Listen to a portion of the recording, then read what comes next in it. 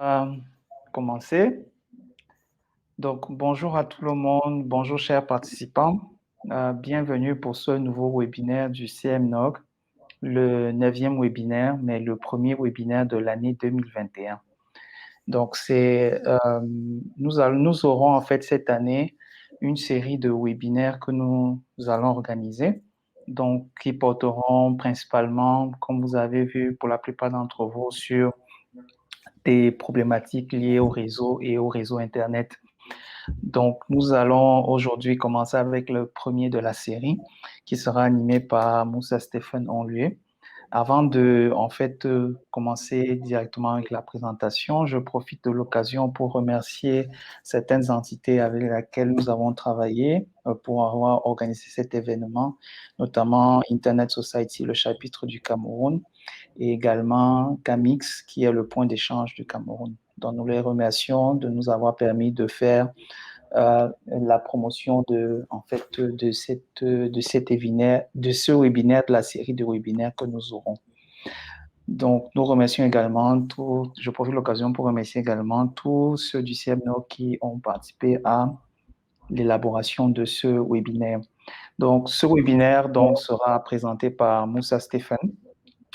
Ceux qui sont présents dans le salon actuellement, je vous prie d'avoir toujours vos micros coupés et il y aura une phase qui sera dédiée aux questions. Nous allons en fait décliner le webinaire en 3 parties et au bout de chaque partie, il y aura un temps réservé pour que vous puissiez poser des questions. Donc, dans la mesure du possible, posez vos questions dans la section chat qui se trouve au bas de l'écran. Et aussi, si vous avez la possibilité, vous pourrez également poser la question de vive voix. Mais dans la mesure du possible, si vous avez des questions, n'hésitez pas à les poser directement dans la section chat. Donc, ceci étant, je pense, Stéphane, juste vérifier, est-ce que tu peux partager ton écran? Comme ça, nous allons faire la présentation à partir de ta fenêtre. Donc, comme je disais, Stéphane, en fait, Moussa Onlué va donc s'occuper de la présentation.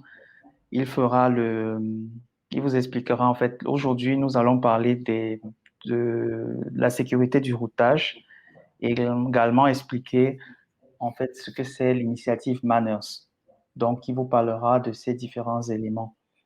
Donc, la présentation sera déclinée en 3 parties. Et nous tâcherons en fait tout au long de ces parties de vous guider pas à pas sur ce que nous aimerions que vous compreniez.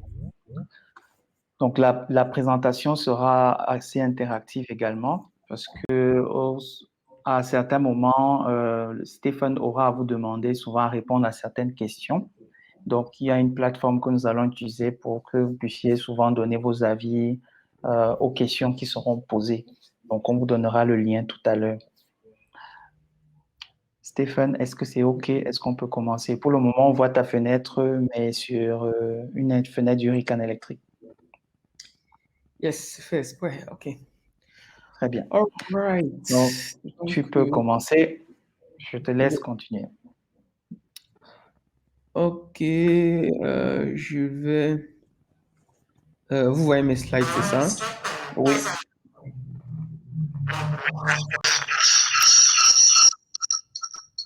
Moi, je-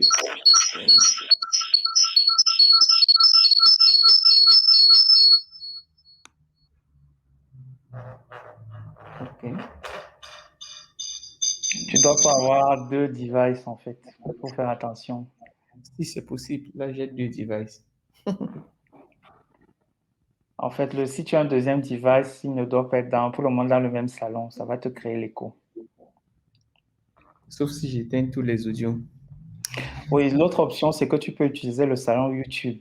Tu peux regarder sur YouTube, mais là, faut aller sur YouTube. D'accord, cool, ça marche. Je voulais juste m'assurer du rendu. Et Mhm. là, comment je fais pour rendre ce truc en mode play? Ok, c'est là, c'est bon. Ok, comme Willy l'a dit, je suis Onlué, Moussa Stéphane, et je travaille pour Afrinic. Euh, Normalement, en tant que formateur, mais aussi en tant que project manager, Agile Project Manager. Vous pouvez me suivre sur Twitter avec le handle mhonlue. Ok, quelques consignes que Willy a déjà données, c'était que vous pouviez laisser vos questions dans le chat à tout moment. Et si entre-temps, nous allons interrompre de temps en temps pour reprendre des questions. Donc, j'espère que le timing est bon. Et il sera donc possible pour vous de poser vos questions en utilisant la section, en utilisant votre micro. Il a aussi parlé de Slido. Donc, si vous pouvez ouvrir ce lien, sli.do, et utiliser le code 057279 pour accéder à la plateforme, pour accéder à notre questionnaire. On aura la possibilité de vous poser des questions. Donc, histoire d'animer le truc, ça ne doit pas être comme si c'était à l'église où je prêchais l'évangile. Donc, nous allons tenir, comme nous l'avons dit depuis le départ, une série de webinaires sur les manners. Manners, en anglais, c'est Mutually Agreed Norms for Routing Security. En général, vous savez que les ingénieurs, ils aiment trouver des noms hyper intéressants pour des choses très, très simples. En fait, nous allons commencer par identifier c'est quoi le problème. C'est quoi le problème? Quel problème est-ce qu'on essaie de résoudre? Et puis maintenant, nous allons voir s'il y a une solution et comment est-ce qu'on implémente cela. Donc, ça va être une série. Là, nous allons attaquer avec la première aujourd'hui qui va tenir sur 1 heure ou 1 heure 15 minutes par là. Et on va s'arrêter à un moment donné. Et lors de la prochaine séance, on va attaquer d'autres aspects de ces outils. Et à la fin, donc, nous allons partager avec vous un lab.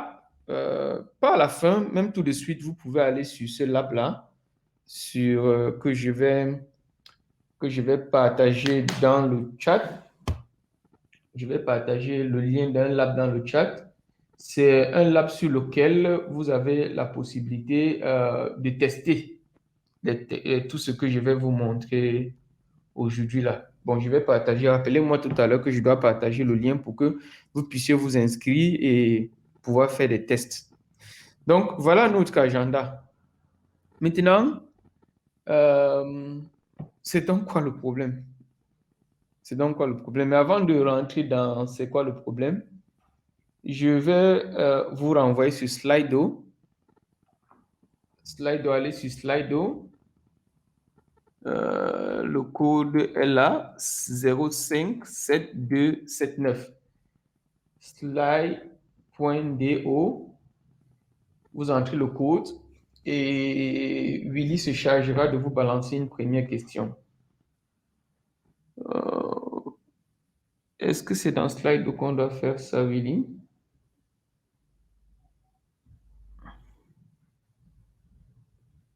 Oui, la première question, c'est dans Slido.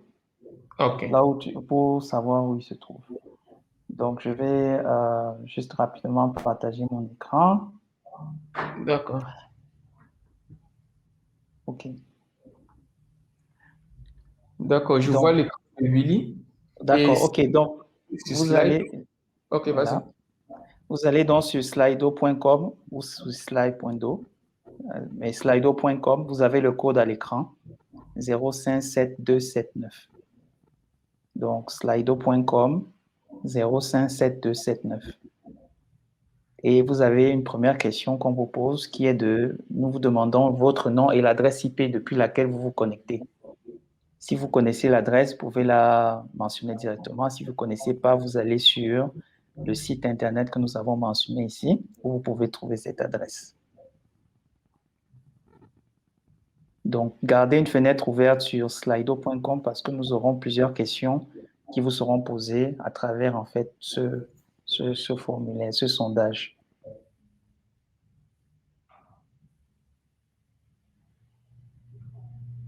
il n'y a personne. J'espère au moins que tous ceux qui sont présents nous entendent.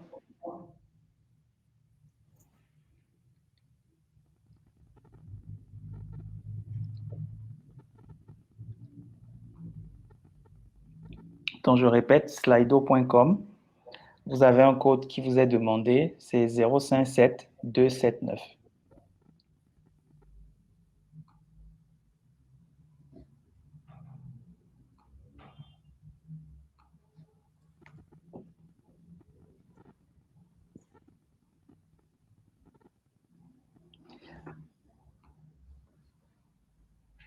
Si vous avez eu la possibilité ou si vous avez des difficultés, vous pouvez aussi écrire dans le chat si vous n'arrivez pas à vous connecter.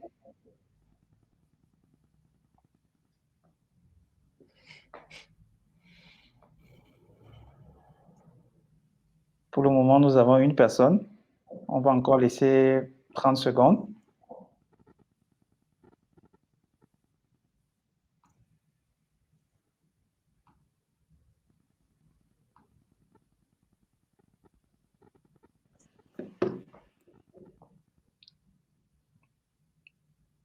OK. 3 personnes jusqu'ici.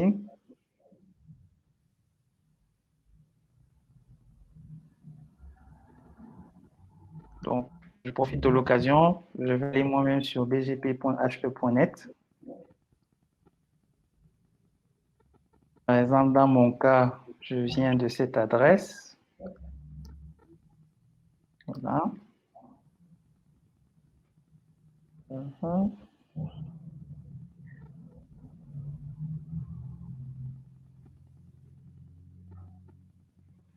Donc, 5 personnes déjà. Très bien. Donc, dans mon cas, c'est 102.115.157.18. Voilà. Voilà, nous avons 6 personnes qui ont répondu jusqu'ici. Donc, Stéphane, voilà 7 personnes. Donc, visuellement, je peux déjà dire, bon, Cacti n'a pas donné d'adresse. OK. La plupart de vos adresses, logiquement, donc, sont des adresses qui sont, en fait, viennent du Cameroun. 2 adresses qui sont enregistrées ailleurs. OK. OK, Stéphane, voilà ce qu'on a jusqu'ici. D'accord, merci Willy. Thank you.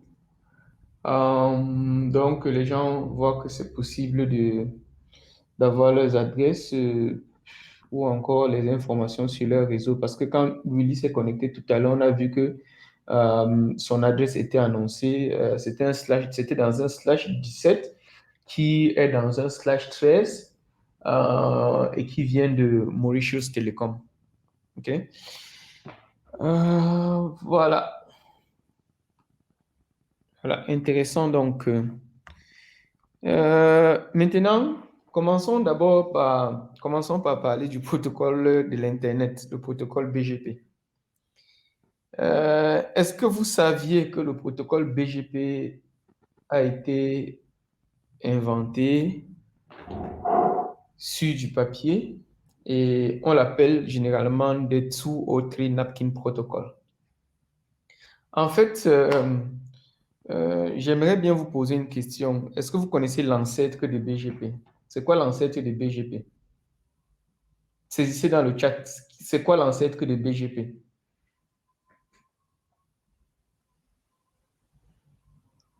30 secondes.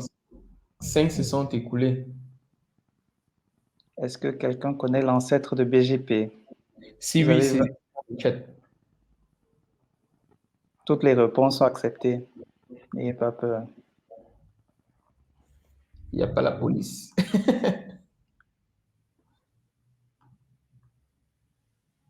Donc, l'ancêtre de BGP, une chose est sûre, c'est un protocole. Donc, aujourd'hui, j'imagine que nous avons dans cette séance, nous sommes tous des ingénieurs réseau. Bon, peut-être qu'on a aussi des ingénieurs système qui se sont spécialisés en ingénierie réseau. Nous avons aussi des programmeurs qui se sont spécialisés un peu dans le réseau. Donc, nous avons certainement déjà entendu parler du routage, routage statique dynamique, protocole de routage interne, externe, extérieur et intérieur. De ces protocoles de routage, nous avons certainement entendu parler de BGP. Et donc, BGP a sûrement eu un prédécesseur qui était Exterior Gateway Protocol, OK? Qui était EGP. Et il était à sa version 2.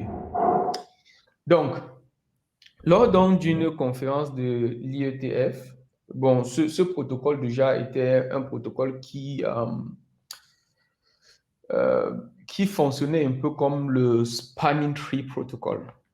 Le Spanning Tree Protocol et à la racine, on avait ARPANET. Donc, c'était conçu de sorte que nous sommes tous dépendants de l'ARPANET. Si vous avez déjà entendu parler de STP, si vous avez, bon, c'est maladroit de dire si vous avez entendu parler parce que vous êtes des ingénieurs réseau, donc vous connaissez comment le STP marche. On a un root bridge, donc un switch qui est un peu comme la racine, qui va donc, et les autres switches sont un peu comme les feuilles, comme les branches de la racine.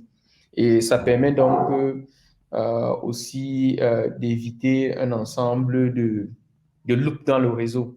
Donc, Internet était conçu au départ pour fonctionner ainsi. Donc, on a l'ARPANET qui est le noyau, la racine, vu que, bon, historiquement, Internet est né là-bas. C'était le premier réseau et puis Internet, c'était juste une extension de l'ARPANET. Donc, lors d'une rencontre de l'IETF, des gars se sont mis ensemble. Deux gars, ils étaient assis lors d'une pause café dans un restaurant. Et ils se sont dit, mais voilà comment un EGP fonctionne. C'est pas vraiment bien parce qu'il y a un ensemble de problèmes. Déjà, c'est vrai que c'est supposé fonctionner comme un réseau qui est en fait spanning tree, donc loop free, mais il y a trop de loops. Aussi, nous sommes hyper dépendants de ARPANET. Et il y avait un ensemble de choses comme ça aussi. La quantité, la capacité aussi de préfixes que ce protocole pouvait supporter était limitée. Du coup, les gars ont pris les serviettes de table et puis ils ont drafté le protocole BGP. Voilà donc les trois serviettes jetables sur lesquelles ils ont drafté le protocole BGP. Le premier, donc à la gauche, c'est en fait la structure des paquets BGP. Donc, dans BGP, vous savez qu'il y a les paquets open, les paquets update, les paquets notification, les keep alive. Et ils décrivent donc la structure du paquet pour les interactions des nœuds BGP.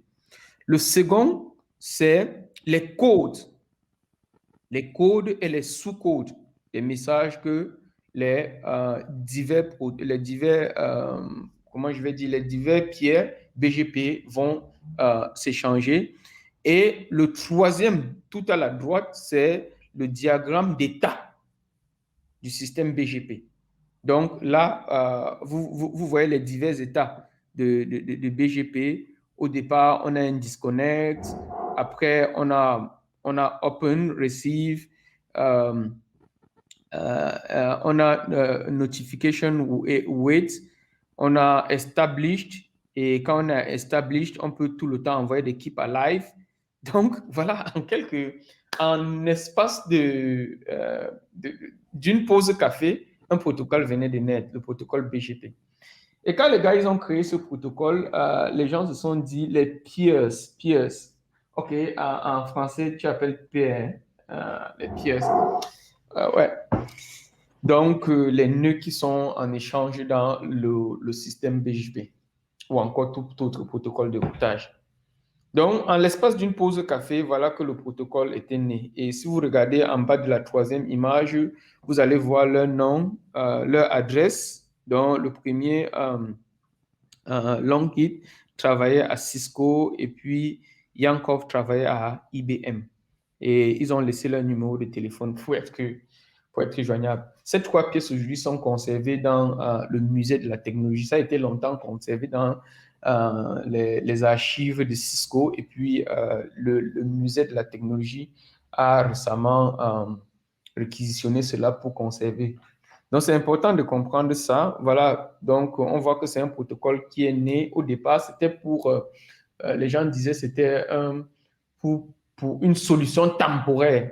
Une solution temporaire qui est devenue à long terme une solution définitive. Parce que après ça, donc en 1989, 10 ans après l'invention d'Internet, c'est là que le premier standard, le draft, l'RFC 1105, est né, notamment en juin 1989. Donc là en bas, je laisse 2 liens. Vous avez 2 liens au bas de cette présentation. Le lien qui présente un peu l'histoire de BGP, et le deuxième lien, c'est la RFC qui standardise BGP en 1989. Donc, maintenant, je vais poser la deuxième question, Willy. Je vais poser la deuxième question qui est celle de savoir combien de systèmes autonomes nous trouvons sur Internet. Vous pouvez répondre toujours sur Slido, et vous aurez, chacun peut donner en fait une proposition. Combien de systèmes autonomes trouve-t-on sur Internet? C'est le même code, slido.com 057279. Wow. Donc, je répète la question. Combien de systèmes autonomes trouve-t-on sur Internet? Donnez une estimation, d'après vous.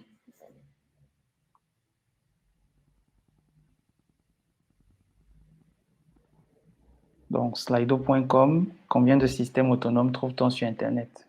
À la louche.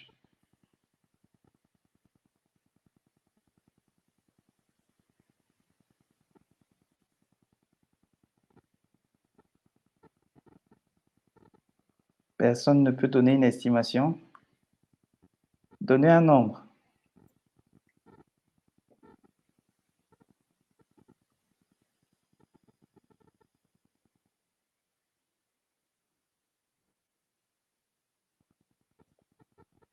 OK.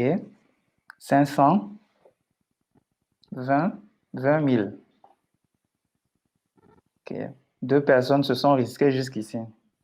Donc, je répète, c'est sur slido.com, vous avez 057279. C'est le code que nous utilisons pour pouvoir en fait participer.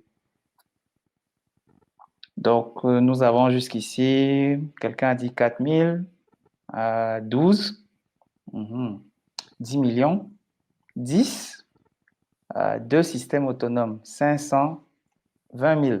Bon, je crois que c'est assez départagé. Bon, il y en a qui ont donné quand même des réponses qui ne seront pas réalistes. Et Stéphane va en parler tout à l'heure. Stéphane, à toi.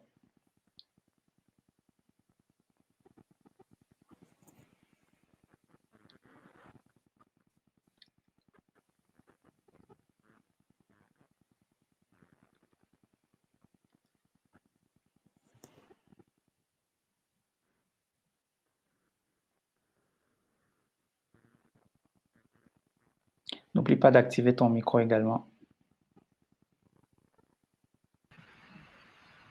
Donc, je reviens partager mon écran.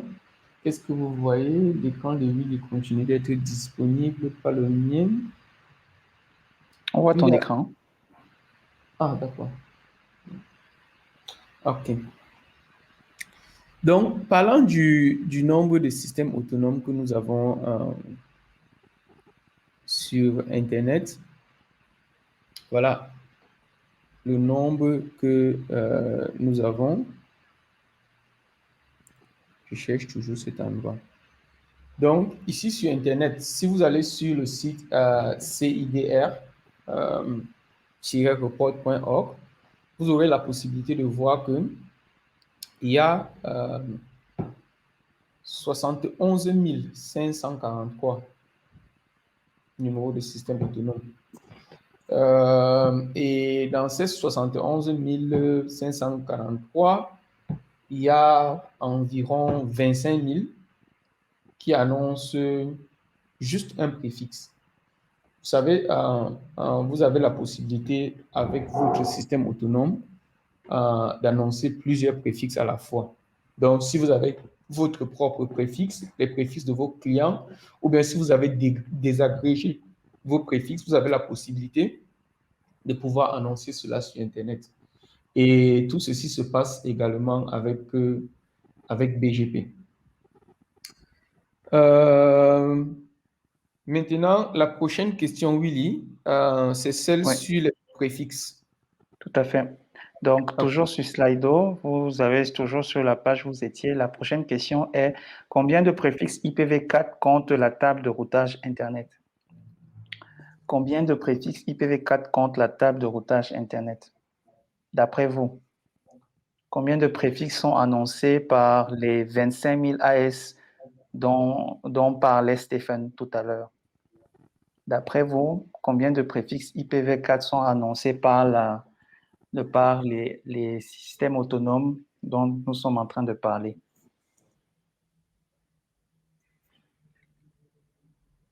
OK.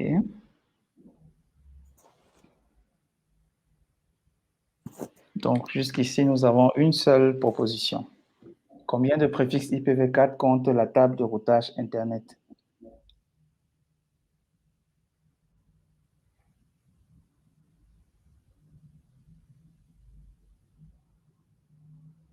Aucune idée. 71 443 approximativement. 71 000. Pourquoi les autres n'essayent pas? Quelqu'un a 3 millions. Donc, ceux qui ont mis 71 000, ils associent en fait ils font l'équivalence entre le nombre de systèmes autonomes et le nombre de préfixes. Donc, pour eux, un système autonome, un préfixe. Un peu de logique, quoi. Ouais. Mais ça, c'est dans le cas où, en fait, chaque numéro système autonome n'a qu'un seul préfixe ou n'a pas désagrégé. Ouais. Je vois, il y a quelqu'un qui dit 500 000. Souvenez-vous, on a dit qu'on a 71 000 systèmes autonomes currently allocated. OK, nous allons continuer pour ne pas prendre trop de temps. Stéphane, tu peux y aller. D'accord. Donc, je vais revenir ici là. Voilà ce que compte notre table de routage actuellement. La table de routage Internet compte ce nombre de préfixes. Donc, ça, c'est toujours d'après le CIDR. Si vous allez sur le site du CIDR, vous allez voir qu'ils disent que eux, ils connaissent 883 626 préfixes IPv4. Donc là, on s'est contenté d'IPv4. Si vous regardez IPv6, ce serait un peu moins, mais ce serait dans les 500 000 et plus. Donc, nous avons 880 000 préfixes actuellement IPv4 qui sont sur Internet. Bon, cette capture avait été faite le 24 du mois dernier. Mais maintenant, lorsqu'on dit qu'on voit un ensemble de préfixes sur Internet, cela dépend. Ça dépend de ce que vous recevez. Si vous avez décidé de recevoir la route par défaut, vous n'aurez qu'un seul préfixe, le 0.0.0/0. Mais si vous décidez de recevoir l'entièreté de la table de routage de votre fournisseur d'accès, là, vous aurez plus que cela et vous pourrez même avoir plus que les 88 000. Je vais rapidement vous montrer ce que moi je vois lorsque je me connecte, par exemple, à NAP Africa. Là, par exemple, ça c'est NAP Africa. Par exemple, sur NAP Africa, vous avez toujours mon écran. Voilà. Oui, on voit toujours ton écran. Vous voyez que par exemple, ici à NAP Africa, là par exemple, les mecs, ils ont 857 000 routes de ce numéro de système autonome du 37 468. Si on voit encore, ils reçoivent du 34 911, du 34 9 83 831 000. 831 000. Ils reçoivent ici 858 000, ainsi de suite. Donc, ça dépend de qui est votre fournisseur. Ça dépend de qui est votre fournisseur, de quel fournisseur chez qui vous vous connectez. Si je me connecte, par exemple, sur nos routeurs au point d'échange Internet, vous allez voir que je reçois moins de routes. Regardez, par exemple, ici en bas, ils reçoivent de ce système autonome combien de routes? 88 000. 882 000. D'accord? Si je prends le numéro du système autonome en question, si je prends le numéro du système autonome en question et que je m'en vais par exemple sur notre site de Willy, on peut voir qui a ce système autonome par exemple.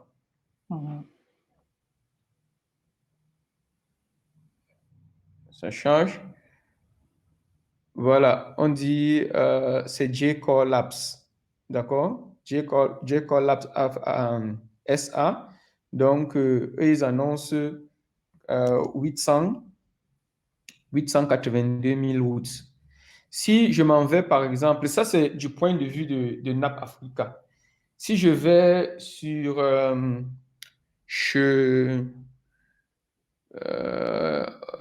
Oregon University, ça c'est aux États-Unis.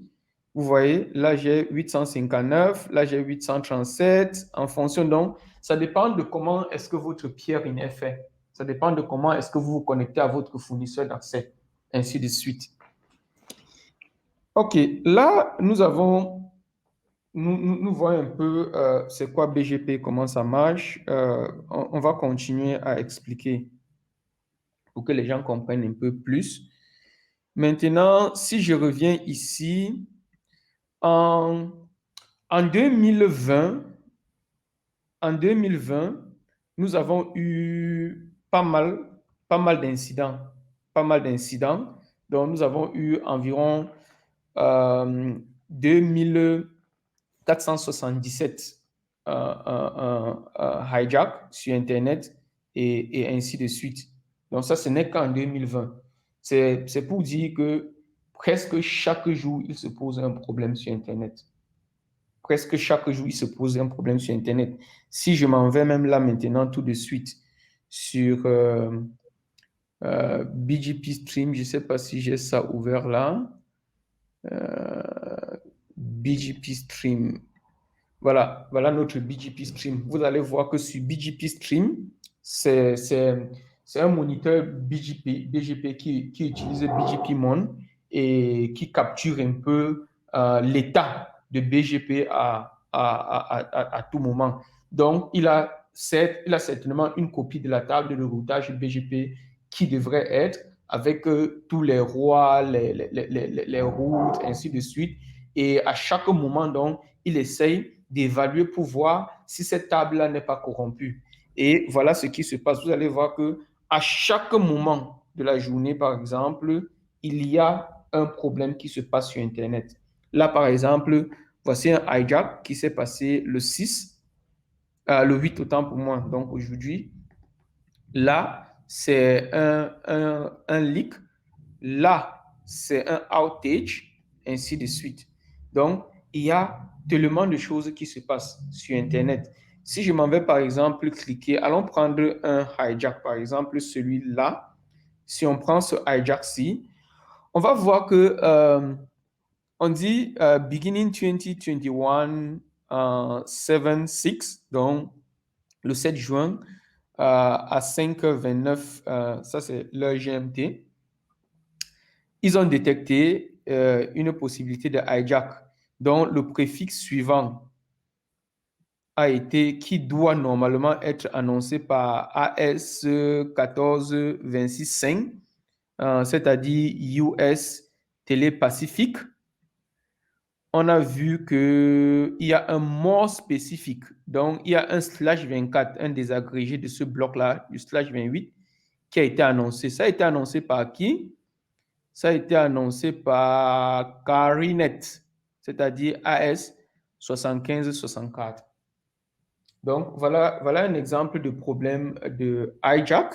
Si je m'en vais, par exemple, prendre un autre problème, celui-là de leak, on va voir ici que beginning, voilà la date et l'heure. Ils ont détecté que ce préfixe il doit normalement être annoncé par ACASAP AirLife, c'est-à-dire l'AS 137406. Il se trouve que le préfixe est annoncé par Singtel ASAP de Singapour.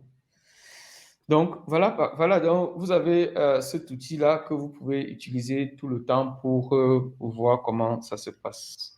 Stéphane, avant qu'on ne puisse se poser des questions, que les uns et les autres puissent poser des questions, est-ce que tu peux nous définir rapidement ce que tu entends par leak et la différence avec hijack? Parce que tu as parlé des deux types de problèmes ici, D'accord, très rapidement. ça va arriver. D'accord, ok. Si vous avez Ok. des questions, n'hésitez pas, vous pouvez soit les poser dans le chat ou si vous aimeriez prendre la parole, vous pouvez le manifester dans le chat et on vous donnera l'occasion de pouvoir poser vos questions.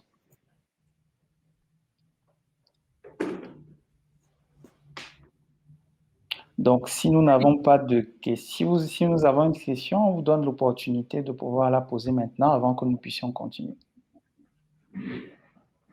Est-ce qu'il y a des questions? Ok, pas de questions, on va continuer. Donc, comme je disais tantôt, les problèmes, ça se passe tous les jours, à tout moment, comme vous pouvez le voir sur ce slide. Et vous allez voir que, et ça se passe partout dans le monde. Donc, il n'y a pas que certains pays où on pense que, bon, les configurations ne sont pas bonnes. Ça se passe partout dans le monde. Donc, et ça crée énormément de problèmes. Donc, ça fait en sorte que l'Internet soit insécurisé. Ça permet aussi que les gens perdent beaucoup d'argent parce qu'il y a des entreprises aujourd'hui qui ne reposent que sur Internet, surtout avec Covid. On a vu qu'Internet est devenu vraiment un outil très, très, très incontournable. Donc, nous avons parlé du nombre de numéros de systèmes autonomes que nous avons sur Internet et nous avons dit aussi que pour que ces systèmes autonomes soient interconnectés, on utilisait le protocole BGP. Maintenant, nous savons comment est-ce que le routage fonctionne. Le routage permet qu'à un moment donné, lorsqu'on envoie un paquet dans un réseau, qu'on puisse retrouver sa destination. Donc, c'est ça le but du routage. Maintenant, il faut faire la différence entre le routage et le forwarding. Le routage, c'est quoi? C'est la création de la map, la cartographie du réseau. Par contre, le forwarding, c'est la possibilité d'aiguiller le paquet de la source en passant par plusieurs routeurs vers la destination. Donc, les gens ont tendance souvent à confondre le routage et le forwarding. Donc, il faut faire cette part des choses-là. Et le routage est fait soit manuellement avec les routes statiques ou de façon dynamique avec les protocoles de routage tels que OSPF, BGP, ISIS, RIP, EIGP, ainsi de suite. Maintenant, regardez un peu la cartographie de l'Internet en Afrique chez nous et en Europe. On voit qu'en Europe, bien qu'ils soient hyper interconnectés, ils ont des centaines, pourquoi pas des milliers de fournisseurs d'accès. Et parmi ces milliers de fournisseurs d'accès, on a des gros fournisseurs, vous allez voir les gros pointillés là, et les petits fournisseurs, ils ont tellement de fournisseurs, ce qui fait que il semble que c'est vraiment bien couvert quoi, en Europe. Par contre, en Afrique, nous avons aussi quelques gros fournisseurs, euh, et nous avons pas mal de petits fournisseurs repartis sur le continent. Mais la différence avec l'Europe, c'est que vous voyez, aujourd'hui, nous sommes un peu moins couverts. Donc, il y a encore un effort d'interconnexion qui doit se faire. Bon, ce n'est pas le but de ce tutoriel. Donc, voilà, j'ai déjà parlé de ceci et cela. Maintenant, le protocole BGP est un protocole qui, à la base, est basé sur la confiance. Ça veut dire deux opérateurs réseau qui veulent s'interconnecter vont s'entendre. Ils vont s'entendre, ils vont communiquer. Communiquer, ça veut dire quoi? Je communique mes informations, tu communiques tes informations, je communique ma politique de routage, tu communiques la tienne, et ainsi on s'entend et puis on va connecter nos deux réseaux. Et ici, il ne suffit pas seulement de prendre le téléphone pour appeler un opérateur qui est à l'autre bout de la ville ou bien à l'autre bout du monde. Il s'agit de savoir comment est-ce qu'on communique ces informations-là. Et on va voir comment ça se passe donc tout au long de ce webinaire. J'ai déjà parlé des problèmes, des incidents qui se passent dans le réseau et qu'il y en a pas mal qui se passent tous les jours. Là, c'est par exemple une comparaison entre ce qui s'est passé en 2019 en bleu et ce qui s'est passé en 2020 en orange. On voit qu'à un moment donné, il y a eu des problèmes vraiment sérieux, quoi, où on a eu des pics. Un exemple, c'est par exemple Telstra qui a fait un route hijack à l'aide lorsqu'ils étaient en train de faire une configuration de test.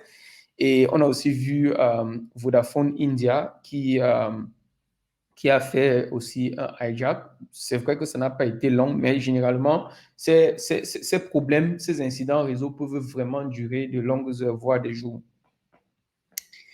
Donc, ici, donc, je vais m'arrêter pour demander à Willy de passer la prochaine question.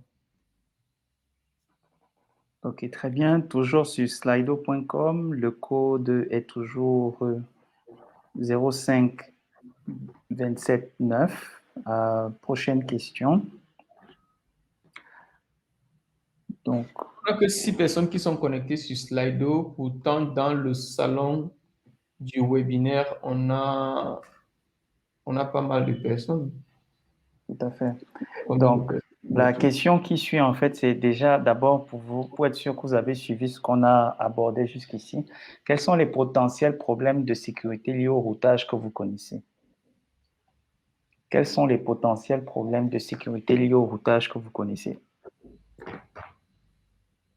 On vient juste d'aborder la plupart. Donc, ça devrait être très facile.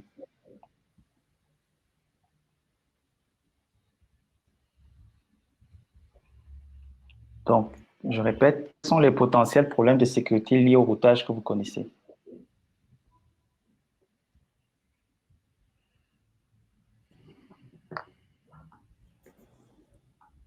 Quels sont les potentiels problèmes de sécurité? Oui? Ton écran n'est pas partagé. Oui, c'était volontaire, un instant.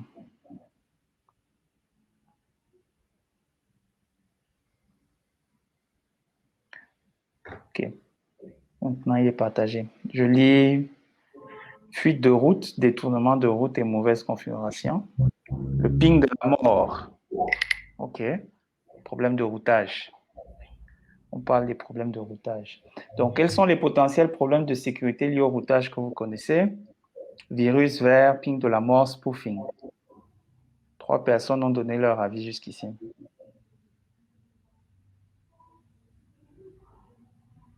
Perte de paquets, vol de paquets, corruption de données.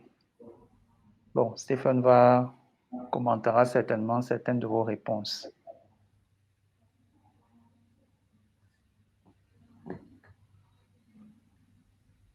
Ok, on laisse encore 30 secondes pour que les autres puissent écrire. Saisissez n'importe quoi, s'il vous plaît, et essayons d'avancer.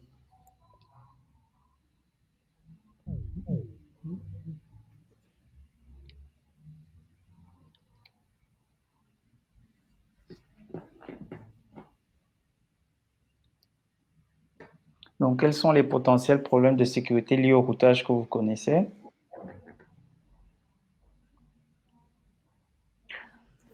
Ok, je pense qu'on peut continuer, Stéphane. D'accord. Donc, je vois ici perte de paquets, vol de paquets, corruption de données. Je vois fuite de route et détournement de route et mauvaise configuration. Je vois ping de la mort, intrusion, virus vert.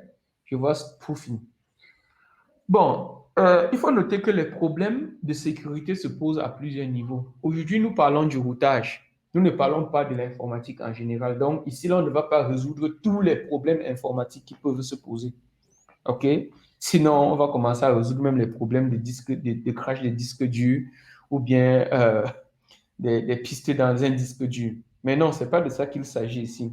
Il s'agit juste des problèmes liés au routage. Et parlant des problèmes liés au routage, nous avons trois problèmes. Le premier problème, c'est le préfixe hijack ou encore route hijacking. J'ai vu quelqu'un dire là fuite de détournement de route. Donc, c'est ça le détournement de route. Nous avons le route leak, donc la fuite de route. Ça peut être ça. Et puis, nous avons le spoofing. Le spoofing, bon, c'est vrai que le spoofing n'est pas trop lié. On ne va pas dire que c'est trop lié au routage. C'est pas trop lié au routage parce que c'est lié aussi à des paquets et la formation de ces paquets-là. Donc, les deux principaux qui sont liés au routage, c'est le prefix hijack et le route leak. On va regarder pour voir ce qu'il en est. Donc, voilà, si je suis, par exemple, ce client et que je veux accéder à Google, vous avez mon écran, j'imagine. Willy, tu peux arrêter de partager, sinon les autres, peut-être. Voilà. Donc, je disais que si je suis ce client et puis je veux accéder au site Google, par exemple, donc je veux accéder au site Google, j'envoie un paquet et Google me retourne des paquets en réponse. Pour que je puisse parvenir à Google, j'ai mon ISP. Mon ISP a son ISP. L'ISP en question a son ISP. L'ISP en question a son ISP, ainsi de suite.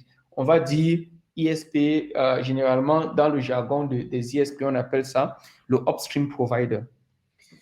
Donc, voilà comment ça se passe. Mais pour que ce paquet puisse quitter de chez moi pour arriver à destination et revenir, il faut bien que le routage soit bien configuré à la base. Parce que c'est le routage qui va permettre de dire exactement comment est-ce que le paquet quitte ma machine pour arriver à une destination spécifique. Parlons donc de divers types de réseaux que nous retrouvons. Nous avons les réseaux stub, c'est juste une révision générale. Les réseaux stub, c'est quand on est connecté à à un seul autre réseau. Bon, on a souvent les stub and spoke où on a par exemple une agence centrale qui est connectée à plusieurs branches et les branches ne sont pas connectées entre elles. Tous les paquets pour arriver dans les autres branches doivent transiter par le nœud central qui est généralement le siège. On a les réseaux multi-home. Multi-home, c'est quand généralement on est connecté à plus d'un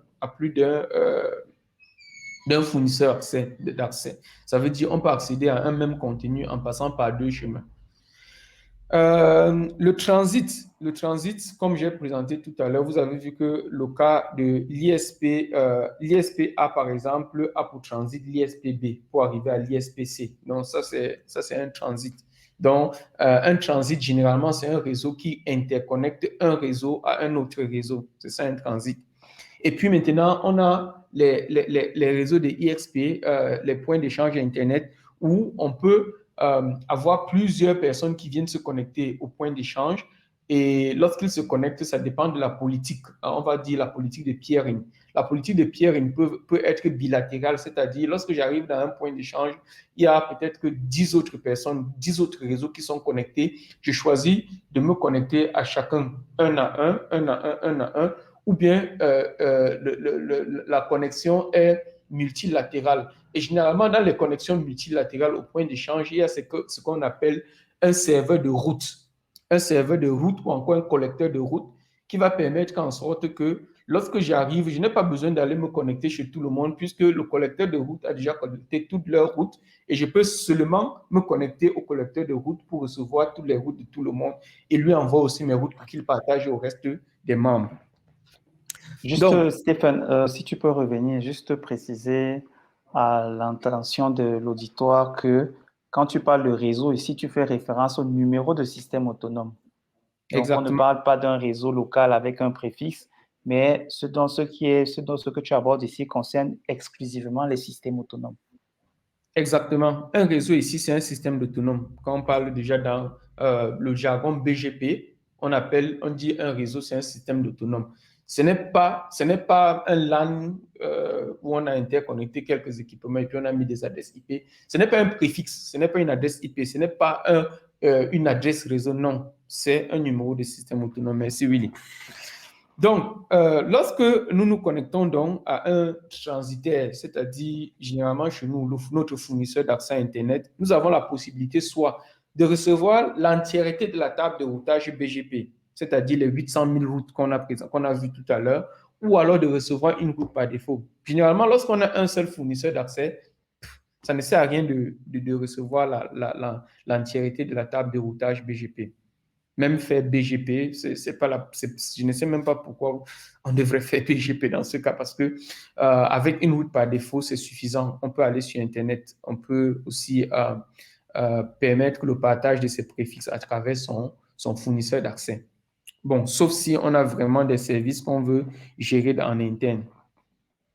Donc, comme je l'ai dit, on a la possibilité, donc, aussi lorsqu'on est fournisseur d'accès, lorsqu'on a des clients, on a aussi la possibilité soit de leur envoyer une route par défaut, soit de leur envoyer l'entièreté de la table de routage. Ça va dépendre de ce qu'ils comptent faire de cela. Mais généralement, si on est un fournisseur d'accès, comme au Cameroun, par exemple, MTN, Orange, Camtel et consorts, et qu'on est connecté, j'imagine que ça, c'est pas, ça fait pas polichinelle, ça. Donc, Camtel, on imagine que Camtel n'a pas un seul fournisseur d'accès. Camtel a plusieurs upstreams. Et lorsque Camtel est donc connecté à ces fournisseurs d'accès-là, Camtel ne devrait pas se permettre de recevoir justement la route par défaut. Sinon, à quoi ça sert d'être connecté chez plus d'une personne? Si vous êtes connecté déjà chez deux personnes, chez deux fournisseurs d'accès, c'est logique de recevoir la table de routage des deux côtés et pouvoir implémenter votre ingénierie de trafic à votre niveau, de sorte que les chemins les plus optimaux puissent être décidés par les systèmes, pas manuellement. Donc, lorsque vous êtes donc en train de faire du peering, soit vous recevez, soit vous faites du peering direct, ou alors soit vous faites du peering en utilisant donc un serveur de route comme j'ai présenté tout à l'heure. Donc, voilà un exemple avec le peering de route serveur que j'ai présenté tout à l'heure. Les problèmes donc qui se posent dans l'écosystème du routage Internet sont les préfixes hijack, les route leaks et le IP spoofing. On va regarder rapidement ce que c'est, comme Willy demandait tout à l'heure. Donc, le préfixe, oui. Quelqu'un voulait dire quelque chose? Non, tu peux y aller. D'accord. Le préfixe hijack, allons dire hijacker, c'est un peu comme le kidnapping, hein, le vol, là, donc le vol de quelque chose. Le préfixe hijack ici, c'est quand un fournisseur ou un réseau s'engage à annoncer le préfixe d'un autre réseau qui n'est pas le sien. Donc, sur le schéma que nous avons là, si vous regardez bien, vous allez voir que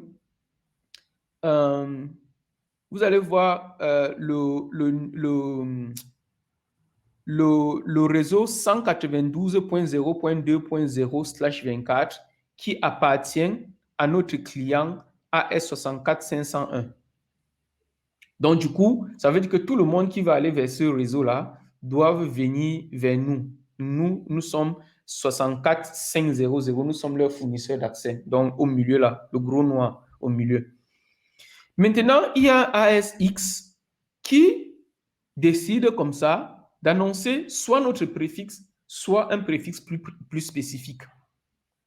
Et il annonce dans ce préfixe sur Internet. Subitement, en fonction des algorithmes de calcul des routes optimales, il y a soit une partie d'Internet qui va penser que ce préfixe appartient à ASX, ou alors tout Internet va aller vers eux. Et l'un des hijacks les plus populaires s'est produit en 2008 où au Pakistan, parce que le régulateur avait des problèmes avec certaines vidéos qui étaient visibles sur YouTube. Alors, ils ont demandé à Pakistan Telecom d'empêcher YouTube dans le pays. Alors, qu'est-ce que Pakistan Telecom a fait? Pakistan Telecom a annoncé le préfixe de YouTube et en annonçant le préfixe de YouTube, et ils ont redirigé ces paquets vers un black hole, c'est-à-dire vers la poubelle en quelque sorte. Du coup, en l'espace de quelques minutes, tout Internet, tout le monde pensait que YouTube se trouvait au Pakistan. Donc, on disait, ah, YouTube s'est délocalisé pour être désormais au Pakistan.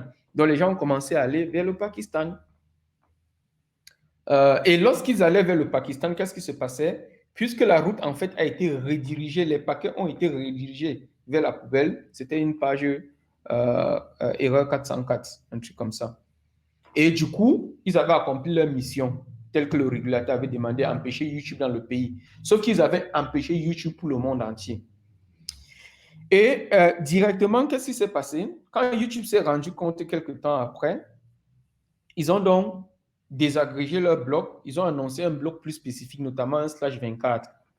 Et du coup, YouTube était redevenu possible, si bien aussi au Pakistan. Et les autorités appellent le fournisseur pour lui demander, mais qu'est-ce qui se passe? Il semble que vous n'avez pas bien fait votre travail. Ils se sont donc rendus compte, ils sont donc allés désagréger aussi, annoncer le bloc spécifique. Et le problème a encore persisté. Pour résoudre le problème, il fallait donc au niveau de l'opérateur qui était Tata Télécom, que Tata Télécom puisse filtrer. Donc, ces annonces BGP que Pakistan Telecom envoyait ne devaient pas traverser pour aller sur Internet, ça devait rester dans le pays. Stéphane, il faut préciser également à l'audience que quand tu parles de Tata Telecom ici est le upstream, était le upstream de Pakistan Telecom. Justement. Et c'est important justement que lorsque un des réseaux qui peut-être pour une raison accidentelle ou délibérément commet un hijack ou une mauvaise manipulation, c'est important que si on ne peut pas négocier ou bien revoir avec le réseau lui-même, on peut contacter les upstream pour notamment voir avec eux comment est-ce que on peut atténuer ce genre de propagation. Exactement. Donc, c'est très important. Un upstream provider ou même vous, opérateur de réseau, que ce soit un petit réseau de 10-20 machines, la règle essentielle, il faut toujours filtrer, comme Sylvain l'a dit dans le chat. Donc, ça, c'est un hijack et je vous ai présenté un exemple de hijack sur BGP Stream. Normalement, on parle de ces choses, on pense que les gens ont suffisamment compris, mais tous les jours, c'est là et c'est en pléthore, quoi. Voici un exemple que j'avais capturé pour vous présenter, mais je vous ai déjà présenté un exemple en live sur BGP Stream. Maintenant, on va regarder le route leak. Généralement, les gens ont la confusion entre le route leak et le préfixe hijack et le route hijack. Le route leak, quant à lui, c'est quand quelqu'un, je vais dire, crée une seconde route, une route auxiliaire sur Internet. Dans notre cas, par exemple, regardez Google. Google, c'est AS 15169. Tout le monde sait cela.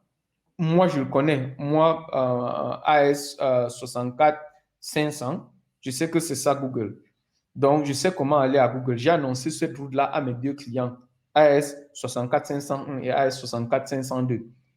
Mais peut-être qu'il y a eu des problèmes de configuration dans AS 64 501. Ils m'ont annoncé qu'ils connaissent la route pour aller chez Google. Et du coup, moi, je vais annoncer à l'autre client, le client numéro 2.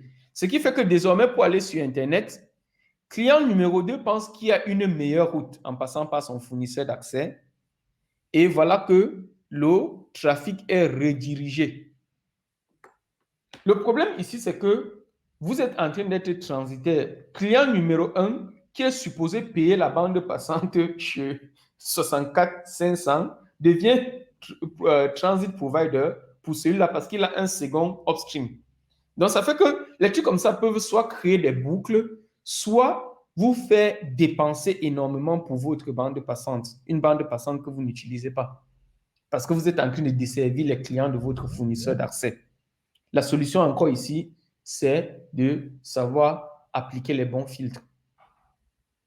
Donc, un exemple, c'était en 2015 quand Malaysia Telecom et Level 3. Donc, Malaysia Telecom a envoyé à Level 3, il a dit qu'il était capable de router le trafic vers Internet. Et voilà que subitement, Level 3 a commencé à envoyer du trafic vers Malaysia Telecom. Or, Level 3, c'est le Un tiers fournisseur. 1. Voilà, c'est un tiers 1, c'est le fournisseur de Malaysia. OK, donc voilà le second problème. Le troisième problème, bon voilà. Le troisième problème, c'est le problème du spoofing. Et parlant de spoofing ici, là, j'imagine qu'on a déjà entendu parler du spoofing dans le domaine du DNS, par exemple, où on a la possibilité. Un utilisateur malveillant peut, par exemple, utiliser des résolveurs sur Internet, envoyer des paquets spoofés avec votre adresse, vous la victime, comme source. Quand le résolveur reçoit cette requête-là, décidément, il va vous répondre, non? Il vous envoie donc des réponses DNS. Donc, s'il a par exemple comme ça 10 000, 1 million de résolveurs ouverts qui sont sur Internet, il a la possibilité de vous envoyer 1 million de requêtes. Et au lieu d'être en train de vous occuper des choses légitimes dans votre réseau, vous êtes en train de répondre, de regarder des requêtes, des paquets et de jeter. Non, je n'ai pas demandé ça. Non, je n'ai pas demandé ça. Donc,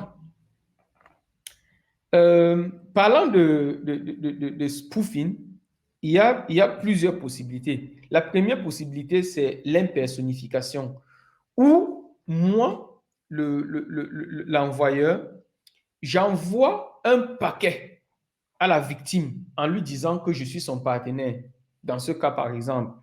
Et lorsque la victime va ouvrir le paquet, qu'est-ce qui va se passer? Boum! Ça peut être qu'un virus. Donc, et on a vu ça beaucoup sur Internet depuis ces derniers temps où on vous envoie un email vous disant que vous avez gagné telle loterie, vous êtes devenu héritier de tel riche milliardaire qui est dans une situation très difficile. Il suffit de cliquer sur un lien ou alors d'envoyer vos paramètres à telle adresse. Et on a vu beaucoup de gens comme ça tomber. Toujours les choses faciles. C'est l'impersonnification, ouais. Donc, la seconde façon de faire du spoofing, c'est de faire de la réflexion. D'accord? Donc, on a des réflecteurs. C'est un peu ce que j'ai décrit avec le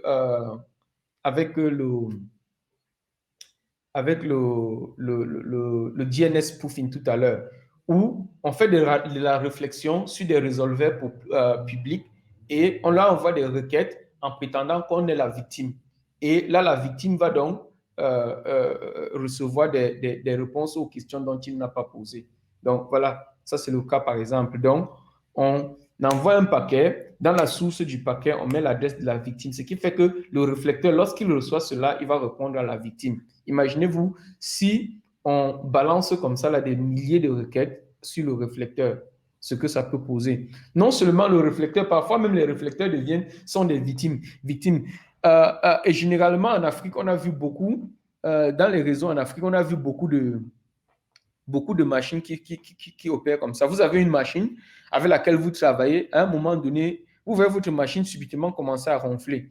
Quand vous regardez les programmes que vous avez ouverts, ce ne sont pas des programmes qui nécessitent beaucoup de ressources de votre machine, mais votre machine est en train de s'épuiser parce que peut-être qu'il y a un script russe qui est en train d'exécuter en arrière-plan. OK. Donc, Parlant d'adresse spoofing, voilà la cartographie du spoofing dans le monde. Et il semble que le Cameroun est en vert. Ça, c'est intéressant. Est-ce une bonne nouvelle, Willy? Non, ce n'est malheureusement pas une bonne nouvelle ici, parce que si OK. vous allez dans les détails, Stéphane vous le dira en fait. OK. Essayons de Bon, voir juste OK. préciser à l'attention de l'audience ici, évidemment, plus c'est rouge, plus ça signifie que il y a dans le pays des problèmes avérés de spoofing. Donc, c'est ce que ça signifie. Mais il faut aussi mettre ça en balance avec un autre élément qui est, bon, je pense que Stéphane va l'aborder en fait par la suite. D'accord. Donc, vous voyez ici, donc comme Willy a dit, quand vous êtes jaune, ça veut dire que vous devenez déjà un peu vert. Quand vous êtes orange, vous devenez déjà un peu vert. Mais quand vous êtes rouge, ça veut dire qu'il y a beaucoup de spoofing qui peuvent se réaliser dans votre pays. Heureusement, quand on regarde le Cameroun, on est hyper vert. Ça veut dire quoi? Je vais vous montrer ce que ça veut dire. Voici, par exemple, si vous allez sur le site de Spoofer, de Qaïda, vous avez la possibilité de regarder les tests qui ont été perpétrés, qui ont été lancés comme ça dans le monde. Et le Brésil est en tête. Le Brésil est en tête avec combien? 69%. 69% de blocking, 18% d'adresses spoofables au Brésil. Les États-Unis suivent avec 4,5%, ainsi de suite. Donc, ce que je vais vous recommander, c'est, je vais aussi ouvrir ça, le site que Sylvain vient d'envoyer. C'est Qaïda, je ne sais pas si j'ai ça ouvert ici. Non, ça c'est, voilà Qaïda. Donc, ici, vous regardez, voilà les statistiques. Voilà les statistiques. Allons voir à quoi ressemble le Cameroun. Le Cameroun, au Cameroun, on a testé que 10 adresses IP. Bon, 10 blocs ou bien 10 numéros de système autonome, autant pour moi. Voilà tout ce qu'on a testé. Et de ces 10-là, 100% sont verts. Deux choses déjà que je note ici, là, c'est que toutes ces adresses sont natées. Toutes les adresses du Cameroun sont natées. Ça, c'est un autre problème. Ça, c'est une autre discussion pour un autre jour. Mais je dis ça, c'est déjà très mauvais, ça. C'est naté de 1. Et de 2, on a testé que 10 adresses. Vous comprenez donc le problème que Willy présentait tout à l'heure. Il disait qu'en fait, le Cameroun est vert parce qu'on n'a véritablement pas testé tous les réseaux du Cameroun. On n'a testé que 10 réseaux au Cameroun. Or, nous avons combien de réseaux? Et de ces 10 réseaux, on n'a même pas testé 10 réseaux parce que je vois qu'il n'y a que 4 systèmes autonomes. Donc, on a testé 10 préfixes sur 4 numéros de systèmes autonomes au Cameroun pour avoir ceci. Et vous pouvez améliorer ces statistiques-ci en téléchargeant, soit en mettant, oui, il n'y a presque pas de sonde. Donc, ce que Sylvain est en train d'expliquer là, il y a un manque de sondes, donc, et les outils de mesure véritablement ne sont pas mis en place au pays. Les amis, essayons de mettre les outils de test pour permettre qu'on puisse tester la qualité d'Internet dans notre pays, pour tirer l'alarme, pour que les gens puissent donc améliorer Internet dans notre pays. C'est important. Deuxième Donc, chose, allez sur... Oui, vas-y. oui, je voulais aussi préciser parce que je crois que souvent c'est la première chose qui vient à l'esprit de beaucoup de gens. Ces outils, notamment celui de Qaïda là, c'est pas des outils qui vont espionner vos machines ou vos réseaux. Ce sont des outils qui ont un code ouvert. Donc, si vous voulez, vous pouvez également consulter le code, voir ce qu'ils font. Donc, ce n'est pas des outils. Le seul objectif de ces outils, c'est de reporter des tests de connectivité. Et pour le cas de Qaïda, c'est de reporter en fait des tests de spoofing et qui les reportent sur cette plateforme. Et les données sont anonymisées sans des données personnelles. Exactement. Si je m'en vais, par exemple, ici dans le cas du Cameroun, vous allez voir, voici les tests qui ont été faits. D'accord? Si je prends, par exemple, un des rapports là, vous allez voir que le préfixe l'adresse IP de la personne qui a fait ce test n'est pas connue. D'accord? Donc, voilà les tests qui ont été faits dans le cas du Cameroun. En réalité, vous voyez que ce qu'on voyait vers là, en fait, ce n'est rien de sérieux, en fait. Ce n'est vraiment rien de sérieux parce que tous les réseaux sont natés déjà. Ça, c'est déjà, franchement. Donc, essayons de télécharger cet outil, Kaida, et exécutons dans nos réseaux pour voir si nos réseaux n'acceptent pas du spoofing. OK? Pour voir si nos réseaux n'acceptent pas du spoofing. Et si nos réseaux acceptent du spoofing, essayons de reporter cela aux instances qui peuvent résoudre le problème pour nous. On va continuer et je vais présenter un exemple de paquet ici, là, de test qui a été fait. Bon, ça, c'est le cas du Cameroun, ce que je viens de montrer, mais je vais présenter, par exemple, cet exemple pour un réseau en Australie. Parce que c'est intéressant, ici, il y a du spoof, donc c'est pour ça que je vais en parler. Donc, ici, là, si vous remarquez bien, si vous regardez bien, vous allez voir que ça, c'est un réseau, ça, c'est, vous allez voir pour le spoof est accepté jusqu'au /8. En fait, comment est-ce que Kaida marche? Lorsque vous lancez le spoof dans le réseau, il va commencer à prendre à partir du /31. Il va faire le test. Donc, il va envoyer les paquets avec les niveaux longueur de préfixe. Vous êtes d'accord avec moi que de 31 jusqu'à 24, c'est quelque chose de tolérable encore parce que généralement, dans nos réseaux, qu'est-ce qu'on fait? Qu'est-ce qu'on fait généralement? On prend généralement un /24 qu'on assigne à un segment réseau. On prend un /24, on assigne à un autre segment réseau. On prend un /24, on assigne ainsi de suite à plusieurs segments réseau. Et généralement, on oublie d'appliquer les filtres dans ce segment réseau-là. Ce qui fait que c'est très normal que dans un segment réseau qui est du spoofing, donc les machines d'un même segment réseau puissent se spoofer entre eux. Par contre, dans ce bloc-ci, parce que ce bloc, je crois, ça doit être un /18. C'est un /18. C'est pour ça que vous voyez, à partir du /17, ça devient très rouge. Très rouge, parce que on dit ici, le rapport est en train de dire, oui, nous pouvons tolérer que le spoofing se passe dans votre réseau pour les adresses de votre réseau. Mais si ce spoofing se passe déjà dans des préfixes qui ne vous appartiennent pas, là, il y a problème. Donc, c'est pour ça que vous voyez qu'à partir du /17 là, c'est très, très, très, très rouge. OK? Donc, voilà un exemple de paquet spoofé qui est comme ça présenté pour vous. Donc, pour résoudre cela, la solution, on va voir la solution.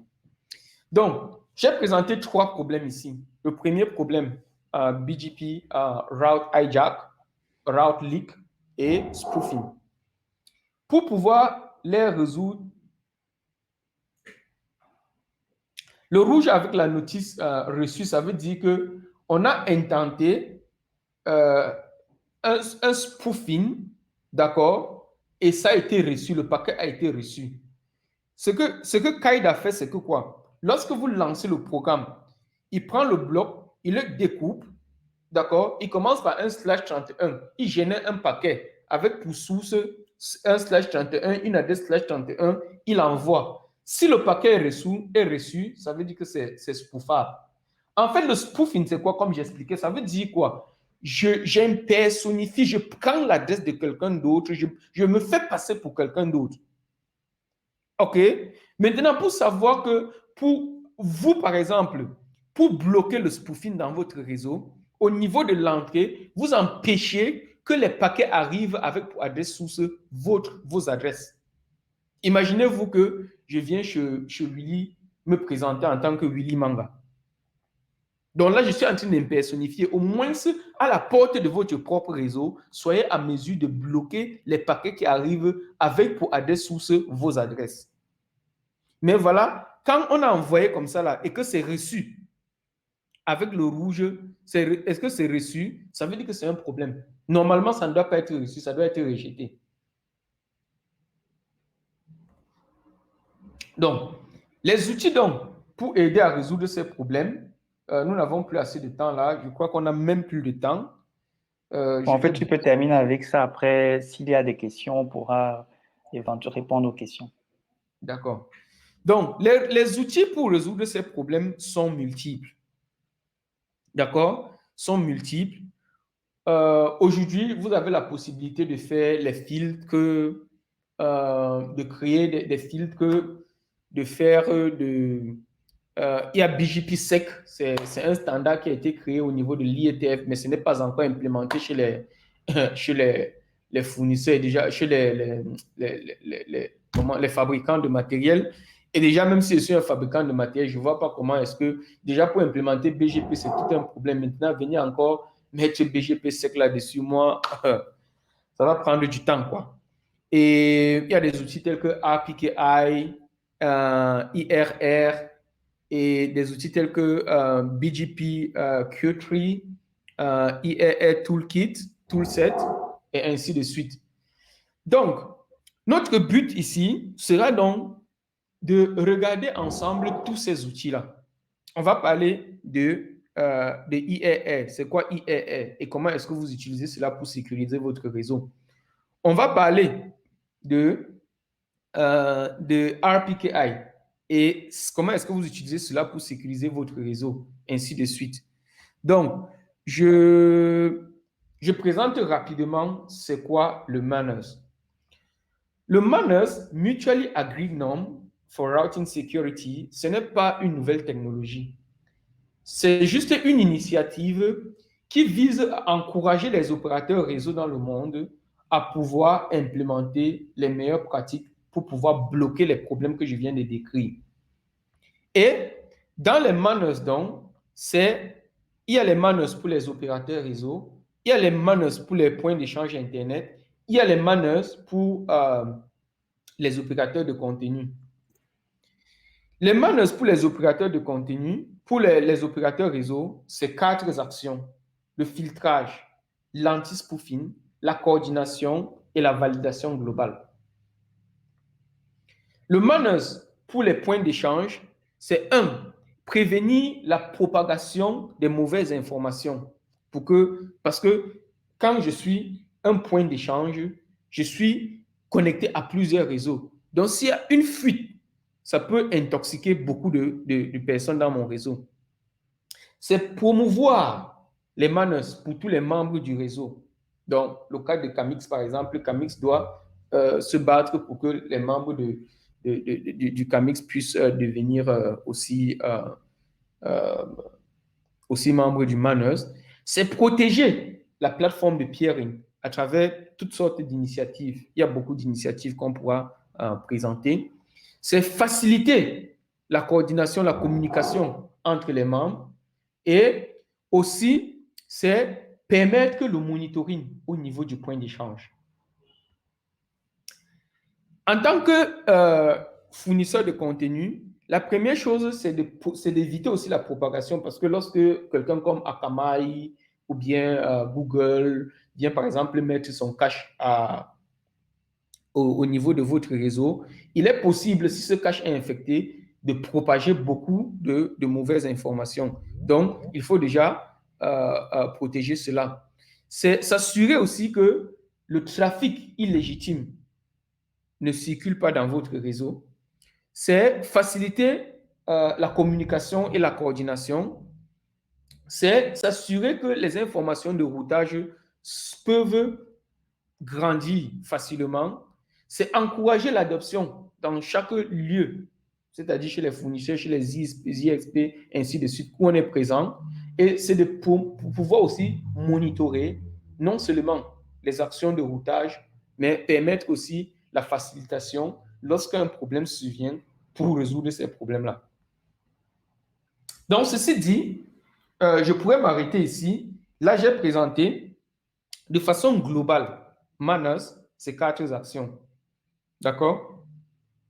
C'est le filtrage, c'est l'anti-spoofing, c'est la coordination et c'est la validation. Ces 4 actions-là, nous allons, lors des autres sessions, regarder cela plus en détail. Donc, on va parler par exemple de la coordination en utilisant RPKI et de la validation aussi en utilisant API, de la coordination et en utilisant IRR. On va parler du spoofing. Et pour terminer, je vais vous introduire à un lab qui a été mis sur pied par ISOC.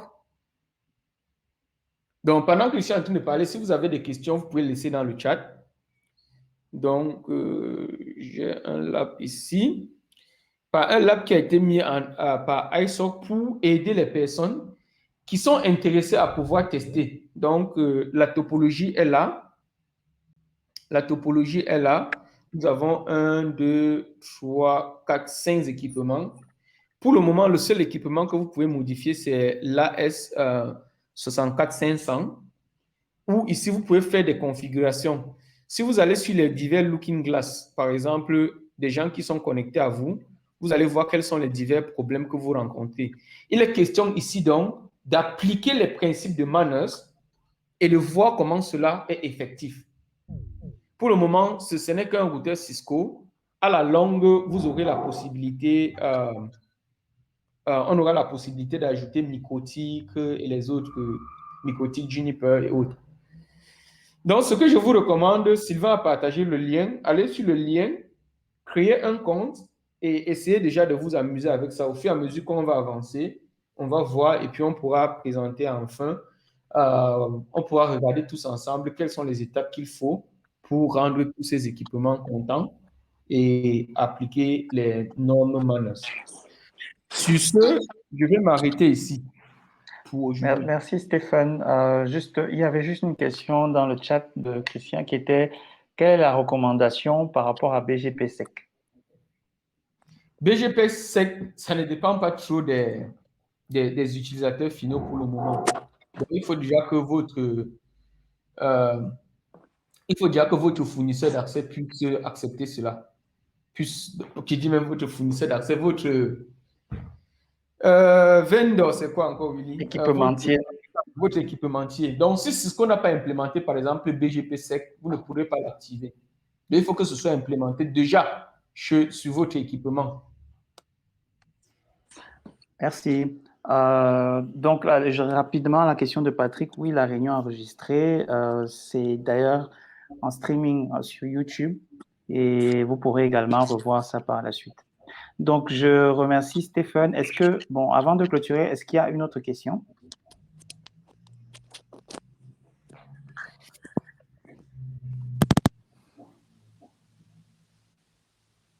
OK. Bon, je pense que nous n'avons pas de questions.